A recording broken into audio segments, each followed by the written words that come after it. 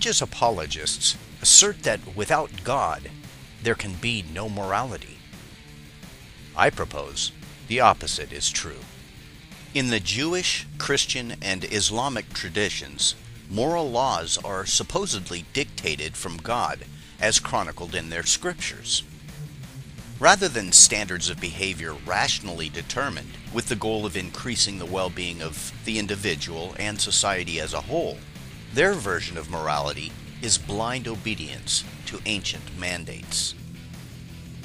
We know that the God of Abraham endorsed slavery, murder, genocide, rape, incest, child abuse, and bigotry, so the idea of a morality stemming from that bloodthirsty comic book villain would be laughable if it wasn't constantly shoved down our throats by the religious right.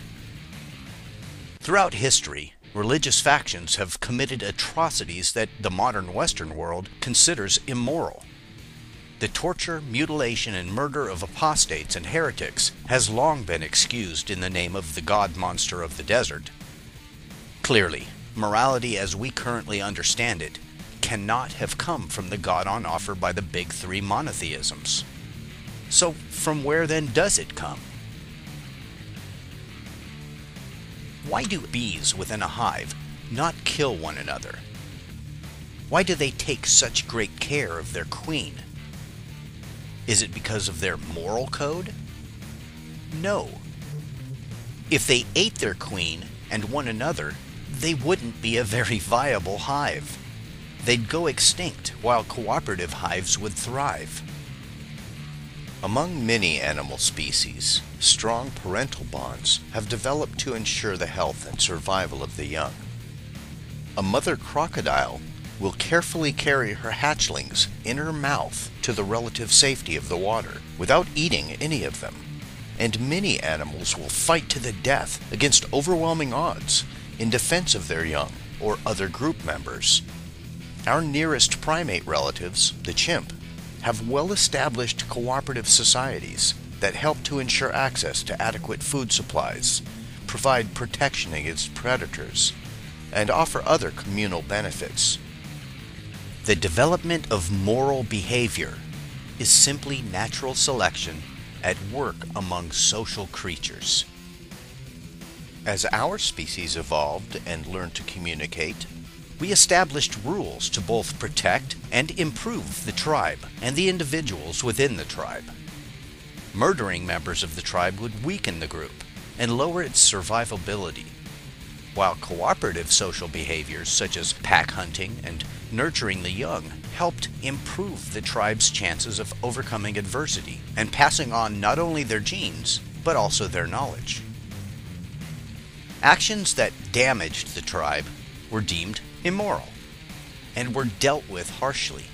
Members that acted against the interests of the tribe were often banished or killed, making it less likely that they would pass on their genes, while those who cooperated had much better opportunity to do the nasty. In much the same way that we selectively bred wolves with the most desirable traits to create dogs that today display astonishing loyalty and affection towards humans, society bred cooperative behavioral traits into us. Society has bred the concept of morality into us and encouraged it through propagation of those who display it effectively. When contrasting secular and religious ideas of morality, it seems self-evident that atheists have the high ground. For Christians, any sin can be forgiven if one feels bad about it and dumps it off on Jesus. Atheists don't have the luxury of wiping the slate clean every Sunday morning. We're forced to live with our conscience and the consequences of our actions. The deeds we do stay with us, haunting us like the ghosts of our past. So, call me selfish for wanting to live without guilt and remorse, but that's still far better than doing bad things knowing I could just pray for forgiveness and then be guilt-free to go do them again. True morals should be grounded in empathy and the desire for the well-being of our fellow man.